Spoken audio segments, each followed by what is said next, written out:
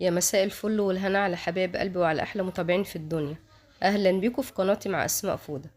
يلا كده اللي كل منوريني وبيشوفوني النهارده، يلا انا عندي كده نص كيلو لحمه مفرومه، هنعمل مع بعض ان شاء الله النهارده احلى كفته.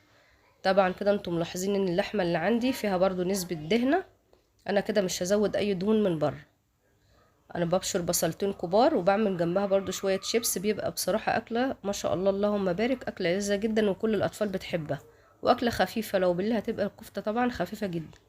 ببشر بصلتين كبار بس بشيل منهم المية، بصفيهم المية بتاعتهم من الاول وبركنها على جنب علشان احنا برضو هنبدأ نستعملها تاني. بعد كده بروح حاطه على البصل، بحط ملح بهارات فلفل اسمر شوية كمون كده حلوين عشان يخلوا لها احلى ريحة. بعد كده بعجنها كويس جدا بايدي، بعجنها كويس اول لحد ما شايفين كده، لو ملاحظين في خيوط كده في الكفتة او في اللحمة يبقى هي كده جاهزة على التصبيع او اللي انا اصبعها على طول. عندنا بقى سيخ، هحاول اللي انا برضو اصبع عليه، ما عندناش سيخ اي معلقة عندي بروح عامله على المعلقه، ما بنقفش يعني ان شاء الله على حاجه. ميه البصل دي بحط معلقه زيت عليها وتحطي مع شويه فلفل اسمر عشان يخلي كده الكفته ناعمه وحلوه ولها كده بتلمع كده من فوق.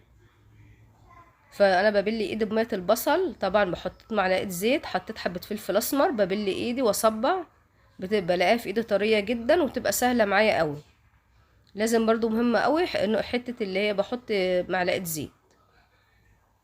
بعد كده صبعتها كلها، بحط كوبايه ميه صغيره في الصينيه من تحت زي ما انتم شايفين، ومع نقطتين زيت برضو كده رشه كده حلوه على الكفته. حطيتها في الفرن حوالي نص ساعه على درجه حراره متوسطه، ما عملتهاش من فوق العين خالص، انا عاملاها في الفرن مع بقدونس بقى كده من تحتها على شيبسي كده عليها، بصراحه كده احلى اكله.